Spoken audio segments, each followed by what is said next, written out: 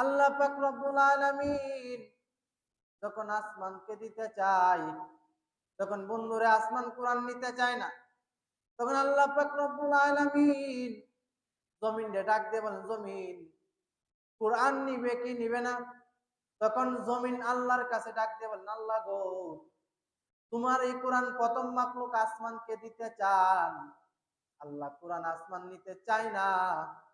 আল্লাহ আমি দ্বিতীয় মাখলুক, আল্লাহ পাহাড়কে দিতে চান, আল্লাহ আমি পাহাড় ওই কোরআনের পার নিতে পারবো না। বন্ধুরে লম্বা কথা সংক্ষিপ্ত করে নিলাম। তখন আল্লাহ পাক রব্বুল আলামিন তৃতীয় মাখলুক জমিনকে বললেন, জমিন রে, কোরআন একটা দামি আমানত, একটা সম্মানিত আমানত। কোরআন এটা এমন একটা আমানত যে আমার কোন মুমিন বান্দা এই কোরআনের একটা অক্ষর পড়ার সঙ্গে সঙ্গে আল্লাহ জাল্লা শানুহু খুশি হইয়া বান্দার আমল নামায় 10টা করে নেকি লেখা দেয়। সুবহানাল্লাহ কইতেন না? একটু আগে বসে। এই জন্য মেরে মুহতারাম দোস্ত আর বুজুর্গ, কেউই যখন কোরআন নিতে চায় না, বন্ধুরে আমার আপনার নবী বিশ্ব নবী দু জাহানের বাচ্চা নবীরা ডাক দিয়ে বলে, হে মুহাম্মদ, কোরআন আসমানও নিতে চায় না, কোরআন জমিনও নিতে চায় না, কোরআন পাহাড়ও নিতে চায় না, আমি কোরআন আপনার উম্মতকে দিতে চাই, আপনি নিবেন কি নিবেন না? বন্ধুরে লম্বা কথা সংক্ষিপ্ত করে নিলাম। আল্লাহ নবী বিশ্ব নবী দু জাহানের বাচ্চা নবী ডাক দিয়ে বলেন, আল্লাহ গো, পাহাড়কে দিতে চাইলেন মাওলা। আল্লাহ জানি পাহাড় একটা শক্তিশালী একটা বস্তু। আল্লাহ পাহাড় যদি কোরআন না নিতে পারে, আমরা মানুষ তো দুর্বল মানুষ, আল্লাহ এই কোরআনের পার আল্লাহ কিভাবে নিবে? তখন বিশ্ব নবী বলেন, আল্লাহ গো, যেহেতু তিন মাখলুকের আল্লাহ কোনো মাখলুক নিতে চায় না, কারণ আল্লাহ আমিও জানি আল্লাহ, আল্লাহ আমি মাখলুক, আল্লাহ আমি নবী, আল্লাহ দুর্বল, কোরআনের বার আল্লাহ নেওয়ার মতন আল্লাহ আমাদের যোগ্যতা নাই। কিন্তু আল্লাহ এই কোরআনটা নিতে চাইতেছি একমাত্র তুমি আল্লাহকে সন্তুষ্ট করার জন্য। সুবহানাল্লাহ কইতেন না? বন্ধুরে আল্লাহ নবী বিশ্ব নবী দু জাহানের বাচ্চা নবী যখন বললেন, হে আল্লাহ, এই কোরআন আপনি দিতে চান, আল্লাহ আমি জানি কোরআনের বার বহন করতে পারবো না, কিন্তু আল্লাহ আপনি তো আমাদেরকে দিতে চান। আল্লাহ গো, আমি একমাত্র কোরআন নিতেছি আপনাকে রাজি সন্তুষ্ট করার জন্য। সুবহানাল্লাহ। বন্ধুরে আল্লাহ জাল্লা শানুহু তখন খুশি হইয়া যায় আর বলতেছেন, এ মুহাম্মদ, পৃথিবীর মধ্যে যত কিতাব আছে, আমি আল্লাহ কোন নবীরে তাওরাত দিছি, আমি আল্লাহ কোন নবীরে জাবুর দিছি, আমি আল্লাহ কোন নবীরে ইনজিল দিছি। এ মুহাম্মদ, আমি নবীদেরকে 114 খানা কিতাব দিয়েছি, তার মধ্যে সর্বশ্রেষ্ঠ কিতাব হইল কোরআন। সুবহানাল্লাহ। বন্ধুরে আমার আল্লাহ কেমন আল্লাহর আল্লাহ, আমার আল্লাহ নেই অল্প, আর আমার আল্লাহ যখন বন্ধু দিতে চাই, তখন আমার আল্লাহ জাল্লা শানু বান্দার আমল নামাই দুটি বয়রা দায়। সুবহানাল্লাহ। আমার আল্লাহ তো এমন একজন আল্লাহ। আমার আল্লাহ কেমন আল্লাহর আল্লাহ? আমার আল্লাহ কোরআন দিয়ে বলেন, হে মুহাম্মদ, আপনার উম্মতকে বলবেন, আপনার উম্মত যদি মুখ দিয়ে একবার আলিফ শব্দ উচ্চারণ করে, সঙ্গে সঙ্গে ডান কাদের ফেরেশতা 10টা কইরা নেকি লেখা দেয়। সুবহানাল্লাহ। বন্ধু শুধু তাই না, আল্লাহ নবীরে সান্ত্বনা দেয়, মুহাম্মদ চিন্তার কোনো কারণ নাই, মোহাম্মদ পেরেশানির কোনো কারণ নাই। আমি এমন একটা কোরআন দিয়েছি, আপনার কোন বান্দা যদি এই কোরআনের একটা অক্ষর পড়ে, আমি আল্লাহ জাল্লা শানু খুশি হইয়া আপনার উম্মতের আমল নামায় প্রতি অক্ষরে 10টা কইরা নেকি লেখা দেয়। সুবহানাল্লাহ। এই জন্য ভাই, আমাদের প্রয়োজন হইল আমাদের বাচ্চাদেরকে কোরআন শরীফ শিখা। কি শিখা ভাই? কোরআন শরীফ শিখা। এই জন্য কিতাবের মধ্যে আসছে, কোন নাবালেগ সন্তান যখন কোরআন পড়ে তখন ওই নাবালেক সন্তানের তো এখন আমলের খাতা জারি হয়েছে না। কি জারি হয়েছে না ভাই? কি জারি হয়েছে না? আমলের খাতা জারি হয়েছে না। কিতাবওয়ালা বলতেছে এই যে সন্তানটা মক্তবে গিয়ে আলিফ বা তাসা পড়ে, হ্যাঁ, আলহামদুলিল্লাহি রাব্বিল আলামিন, এগুলি যে পড়তেছে নাবালেক সন্তানটা আপনার মক্তবে আইসা, এই সবটুকু মা এবং বাবার আমল নামায় লিখে দিচ্ছে। সুবহানাল্লাহ কইতেন না? এই জন্য ভাই আমরা এমন একজন নবীর উম্মত, যে নবী অনেক দামি। কেমন নবীর উম্মত? আল্লাহ জাল্লা শানুহু আমার আপনার নবীরে ডাক দিয়ে বলেন, এ মুহাম্মদ, আসো দুই বন্ধু মিলে একটা কালিমা বানাই। বলতেছেন আল্লাহ গো, কি কালিমা বানাইবা? তো বন্ধুরে, আমি আল্লাহর নাম হইলো আল্লাহ, আর তোমার নাম হইলো মুহাম্মদ। হে বন্ধু, আমি আল্লাহর নামটা লিখতে চাইলে 4টা অক্ষরের প্রয়োজন। আল্লাহু আকবার বলেন। বলতেছেন হে বন্ধু মুহাম্মদ, আলিফ লাম লাম হা আল্লাহ, আলিফ লাম লাম হা আল্লাহ, আমি আল্লাহর নাম হইলো আল্লাহ, আর আপনার নাম হইলো মুহাম্মদ। বন্ধুরে, আপনার নাম লিখতে চাইলো মিম হা মিম দাল মুহাম্মদ, বন্ধু 4 অক্ষরের প্রয়োজন। বন্ধুরে, আমি আল্লাহ জাল্লা শানুর নামটা লিখতে চাইলেও 4 অক্ষরের প্রয়োজন। সুবহানাল্লাহ। বন্ধুরে, আরো সান্ত্বনা দে বন্ধু, আমি আল্লাহর নামের মধ্যে কোনো নুকতা নাই। আপনার নাম রাখলাম মুহাম্মদ, আপনার নামের মধ্যে কোনো নুকতা নাই। আমার আপনার নবী বিশ্ব নবী, দুই জানের বাচ্চা নবীরে আরো বুঝাই, হে মুহাম্মদ, আসো দুই বন্ধু মিলে একটা কালিমা বানাই। বলতেছে কি কালিমা? কি কালিমা? বলতেছে লা ইলাহা ইল্লাল্লাহ। এতটুক কালিমা হইলো আমি আল্লাহর, আর মুহাম্মাদুর রাসূলুল্লাহ এতটুক হইলো বন্ধু আপনার। সুবহানাল্লাহ কইতেন না? এই জন্য বন্ধু আল্লাহ জাল্লা শানহু আর বন্ধুরে সান্ত্বনা দেয়, বন্ধুরে, লা ইলাহা ইল্লাল্লাহ এই শব্দটা লিখতে চাইলে বন্ধু, আমি আল্লাহ, লা ইলাহা ইল্লাল্লাহ আমি আল্লাহর অংশটা লিখতে চাইলে বন্ধু 12 অক্ষরের প্রয়োজন হয়। আর আপনার অংশ হইল মুহাম্মাদুর রাসূলুল্লাহ, আর এই মুহাম্মাদুর রাসূলুল্লাহ লিখতে চাইলে বন্ধু 12 অক্ষরের প্রয়োজন হয়। সুবহানাল্লাহ কইতেন না? বন্ধুরা, আরো সান্ত্বনা দি বন্ধু, আমার নামে লিখতে গেলে 4 অক্ষর লাগে, আপনার নামও লিখতে গেলে 4 অক্ষর লাগে। বন্ধুরে, আমার অংশটা বলতে গেলে 12টা অক্ষর লাগে, আপনার অংশ বলতে গেলেও 12 অক্ষর লাগে।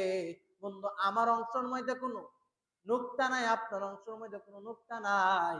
দুই বন্ধু মিলে একটা কালিমা বানাই, লা ইলাহা ইল্লাল্লাহ মুহাম্মাদুর রাসূলুল্লাহ। সুবহানাল্লাহ। বন্ধুরা, আর রন্দনা দে বন্ধুরে, আপনার কোনো একটা উম্মত যদি এই কালিমা একবার পাঠ করে, আর ওই লোকটা যদি 80 বছরের টাটকা কাফেরও হইয়া যায়, একবার লা ইলাহা ইল্লাল্লাহ মুহাম্মাদুর রাসূলুল্লাহ বলার সঙ্গে সঙ্গে আমি আল্লাহ জাল্লা শানহু 80 বছরের টাটকা কাফেরকেও মাফ কইরা দেয়। সুবহানাল্লাহ কইতেন না? তাহলে ভাই বুঝতে পারলাম এই কালিমার কি আছে, অনেক দাম আছে। ভাই, আমি আপনি এমন একটা নবীর উম্মত, যে নবীর আল্লাহ তাআলা অনেক সম্মানী বানায়া পাঠাইছে, অনেক ইজ্জতওয়ালা বানায়া পাঠাইছে। এই জন্য ভাই আমাদের প্রয়োজন হইল আল্লাহ জাল্লা শানুর ইবাদত করা। ভাই দেখেন, কিতাবওয়ালা কিতাবের মধ্যে লেখছে, কোন ব্যক্তি যদি ইয়াশারের নামাজ জামাতের সাথে আদায় করে, আবার ফজরের নামাজ যদি জামাতের সাথে আদায় করে, তাহলে আল্লাহ পাক রব্বুল আলামিন খুশি হইয়া ওই বান্দার আমল নামায় সারা রাত্র ইবাদতের সওয়াব লিখে দেয়। সুবহানাল্লাহ।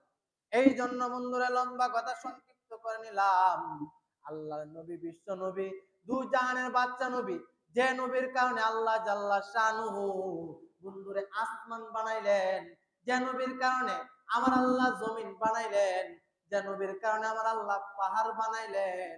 আল্লাহকে জিজ্ঞাসা করে, আল্লাহ আসমান কেমনে বানাইলেন, জমিন কেমনে বানাইলেন, পাহাড় কেমনে বানাইলেন?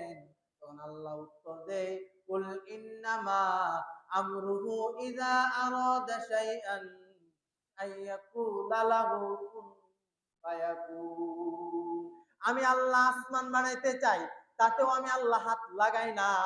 আমি আল্লাহ জমিন বানাইতে চাই, আমি আল্লাহ তাতেও হাত লাগাই না। আমি আল্লাহ পাহাড় বানাইলাম, তাতেও আমি আল্লাহ হাত লাগাই না। আমি জান্নাতুল ফিরদাউস বানাইলাম, তাতেও আমি আল্লাহ হাত লাগাই না। আমি আল্লাহ জান্নাতুন নাঈম বানাইলাম, তাতেও আমি আল্লাহ হাত লাগাই না। আমি দারুস সালাম বানাইলাম, তাতেও আমি আল্লাহ হাত লাগাই না। আমি দারুল কুরুর বানাইলাম, আমি ইল্লিগিন বানাইলাম, আমি আল্লাহ জাল্লা শানহু 8টা জান্নাত বানাইলাম, তার মধ্যেও আমি আল্লাহ হাত লাগাই না। সুবহানাল্লাহ। আল্লাহরে জিজ্ঞাসা করে, আল্লাহ গো, বিশাল বড় আসমান কেমনে বানাইলেন, বিশাল বড় জমিনটা কিভাবে চ্যাপ্টা বানাইলেন? আল্লাহ জাল্লা শানু ডাক দিয়ে বলেন, কুল ইন্নামা আমরুহু ইযা আরাদা শাইআন আইয়াকুলা লাহু কুন ফায়াকুন। আমি আল্লাহ যখন আসমান বানাই, আমি আল্লাহ আসমানকে বললাম কুন হয়ে যা, ফায়াকুন সঙ্গে সঙ্গে হয়ে যায়। সুবহানাল্লাহ। তাহলে ভাই, আল্লাহ যখন আসমান বানাইতে চায়, তখন আসমানরে বলেন কুন হয়ে যা, ফায়াকুন সঙ্গে সঙ্গে হয়ে যায়।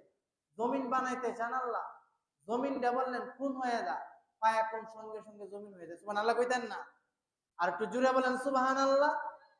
আর আল্লাহ পাক রব্বুল আলামিন বলেন, আমি আমার মুমিন বান্দাদেরকে আমি আমার নিজের কুদরতি হাত দ্বারা বানাইছি। আল্লাহু আকবার বলেন। এই জন্য বন্ধুরে লম্বা কথা সংক্ষিপ্ত করে নিলাম। আল্লাহ পাক রব্বুল আলামিন বলেন, হে আমার বান্দারা, যখন শয়তান আইসা সুম্মা লাআতিয়ান্নাহুম মিন বাইনি আইদিহিম ওয়া মিন খালফিহিম ওয়া আন আইমানিহিম ওয়া আন শামাইলিহিম ওয়া লা তাজিদু আকসারাহুম শাকিরিন। যখন শয়তান আইসা ডানে বামে সামনে পিছনে চতুর্দিক যাইসা আমার বান্দাদেরকে ধোঁকা দিয়ে দিবে, আল্লাহর কাছে শয়তান বলে, আল্লাহ গো, তুমি যে বান্দা আল্লাহ সৃষ্টি করে চললা, আল্লাহ আমি শয়তান ডানে আসবো, আল্লাহ আমি বামে আসবো, আল্লাহ আমি পিছনে আসবো, চতুর্দিক যাইসা তোমার বান্দাগুলিকে ধোঁকা দিয়া জাহান্নামের দিকে নিয়ে যাব। নাউজুবিল্লাহ। তখন বন্ধুরে আল্লাহ জাল্লা শানু বলেন, আমার কোন বান্দা যখন গুনাহ কইরা উপরের দিকে হাত উঠায় বলবেন, রব্বানা আতিনা ফিদ দুনিয়া হাসানাতাও ওয়া ফিল আখিরাতি হাসানাতাও ওয়া কিনা আযাবান নার ওয়া কিনা আযাবাল কবর ওয়া কিনা আযাবাল মিজান। এইভাবে আমি আল্লাহর নিকট যখন হাতগুলি উত্তোলন কইরা দিবে, বান্দার চোখের পানি নাকার ডগার আসার পূর্বে আমি আমার বান্দার সমস্ত গুনাহ কাদা মাফ কইরা দেই। সুবহানাল্লাহ। শুধু তাই না রে বন্ধু, আল্লাহ বলেন, হে বান্দা, আমি তোদেরকে এমন একটা জান্নাত দিব, যে জান্নাতের হুরগুলি টানা 70 বছর নাচবে আর গান গাইবে, নাহনুল খালিদাতু ফালা নাবিদু ওয়া নাহনু নাইমাতু ফালা নাবআসু ওয়া নাহনুর রাদিয়াতু ফালা নাসকাতু তুবা লিমান কানা লানা ওয়া কুন্না লাহু। বন্ধুরে আমার আল্লাহ তো এমন একজন আল্লাহ, বন্ধুরে আমার আল্লাহ নেই অল্প, আর আমার আল্লাহ জাল্লা শানুহু বান্দার আমল নামাই দেই দুঃখী বয়রা। এই জন্য একজন কবি কত সুন্দর ভাষায় বলেন, কালে কো দেখে না গুরে কো দেখে, না কালে কো দেখে না গুরে কো দেখে, পিয়া জিসকো চাহে সুয়াগান নাহি আয়। বন্ধুরে আমার আল্লাহ তো এমন একজন আল্লাহ, আমার আল্লাহ বান্দার কাছ থেকে 5 ওয়াক্ত নামাজ দেয়, আর আল্লাহ জাল্লা শানু খুশি হইয়া বান্দার আমল নামায় বন্ধু 50 ওয়াক্ত নামাজের সওয়াব লেখা দেয়। সুবহানাল্লাহ। বন্ধুরে শুধু তাই না, আল্লাহর নবীর সাহাবী বেলাল ইল্লাল্লাহর দাওয়াত দেয়, ইল্লাল্লাহর দাওয়াত দেওয়ার কারণে আল্লাহর নবীর সাহাবী হযরতে বেলালকে উমাইয়া ইবনে খালফের গোলাম ছিলেন। আল্লাহর নবীর সাহাবী বেলাল ইল্লাল্লাহর দাওয়াত দেওয়ার কারণে আল্লাহর নবীর সাহাবী হযরতে বেলাল তাকে উমাইয়া ইবনে খাল বন্ধুরে গলার মধ্যে রশি লাগাইয়া উত্তপ্ত বালুর মধ্যে শোয়াইয়া টানে আর বলে, হে বেলাল, তুই ইল্লাল্লাহ চাইরে দে। তখন আল্লাহর নবীর সাহাবী বেলাল ডাক দিয়ে উমাইয়ারা বলেন, হে উমাইয়া, উলফত মে বরাবর কে ওয়াফা मुंह के जफा हो, उल्फत में बराबर के वफा, मुंह के जफा हो, हर चीज में लज्जत है अगर दिल में मजा हो। আল্লাহ নবীর সাহাবী বেলাল উমাইয়ার ডাক দিয়ে বলেন, এ উমাইয়া, ব্যথা লাগে চামড়ায়, কিন্তু আমার দিলে বড় মজা। সুবহানাল্লাহ। বন্ধুরে শুধু তাই না, তবে উমাইয়া বেলাল রাদিয়াল্লাহু তাআলা আনহু, তবে আল্লাহর নবীর সাহাবী উমাইয়ার ইসলাম ধর্ম গ্রহণ। বন্ধুরে, আল্লাহর নবীর সাহাবী বেলাল রাদিয়াল্লাহু তাআলা আনহু তবে ভাই ইসলাম ছাড়ে নাই। সুবহানাল্লাহ কইতেন না? উত্তপ্ত মরুভূমির বালুর উপর কি করছে? বেলালরে শোয়া দিছে। আর বলছে, বেলাল ইল্লাল্লাহ চাইরে দে। তখন বেলাল বলতেছে, আমার জীবন চইলা যাইতে পারে, তবু আমি বেলাল ইল্লাল্লাহ ছাড়তে পারবো না। সুবহানাল্লাহ বলতেন না? শুধু তাই না ভাই, সমস্ত নবীর আয়েশাই দিনের দাওয়াত দিছে। মুসা নবী আয়েশা দাওয়াত দিছে লা ইলাহা ইল্লাল্লাহ, মুসা কালিমুল্লাহ। ইব্রাহিম নবী আয়েশা দাওয়াত দেন লা ইলাহা ইল্লাল্লাহ, ইব্রাহিম খলিলুল্লাহ। আদম আলাইহিস সালাম আয়েশা দাওয়াত দিছেন লা ইলাহা ইল্লাল্লাহ, আদম সফিউল্লাহ। আর যারা এই নবী রাসূলদের কালিমা গ্রহণ করছে তারাই কামিয়াবি হয়ে গেছে। সুবহানাল্লাহ কইতেন না? এই জন্য ভাই আমাদের প্রয়োজন হইল আল্লাহ পাক রব্বুল আলামিন আমাকে আপনাকে দুনিয়াতে প্রেরণ করছেন একমাত্র আল্লাহ পাক রব্বুল আলামিনের ইবাদত করা। শুধু তাই না, আমার আল্লাহ এমন একজন আল্লাহর আল্লাহ, আমার আল্লাহ পাক রব্বুল আলামিন ডাক দিয়া বলেন, হে আমার বান্দারা, আমি আল্লাহ পাক রব্বুল আলামিন পাঁচ ওয়াক্ত নামাজের মধ্যে, হে আমার বান্দারা, আমি তোদেরকে ডাকি, হে আমার বান্দারা, আমি আসমান বানাইলাম, আমি আল্লাহ জমিন বানাইলাম। সমস্ত নবীরা আয়েশা লা ইলাহা ইল্লাল্লাহর দাওয়াত দিছে। হে আমার মুমিন বান্দারা, কাজে তোমরাও লা ইলাহা ইল্লাল্লাহর দাওয়াত কবুল করো। কারণ আমি আল্লাহ তো এমন একজন আল্লাহ, আমি আল্লাহ কাউকে গাছতলাতে রাখি, আমি আল্লাহ কাউকে ইচ্ছা করলে বাসতলাতে রাখি। এই জন্য একজন কবি কত সুন্দর ভাষায় বলেন, আল্লাহ তোমার লীলা খেলা কেউ বুঝে কেউ বুঝে না, কাউকে রাখো দশতলাতে মোলা, কাউকে রাখো গাছতলায়। আল্লাহ তোমার লীলা খেলা কেউ বুঝে না। ইব্রাহিম তোমার নবী ছিল, নমরুদ তারে আগুনে ফেললো, আগুন হইল ফুল বাগিচা, পশম কেন ফুল না। আল্লাহ তোমার লীলা খেলা কেউ বুঝে না। ইসমাইল তোমার নবী ছিল, গলার মধ্যে ছুরি চালাইলো, গলা কেন কাটলো না। আল্লাহ তোমার লীলা খেলা কেউ বুঝে না। ইউনুস তোমার নবী ছিল, মাছে তারে গিলে ফেললো, মাছের পেটে রইলেন ইউনুস, হজম কেন হইল না।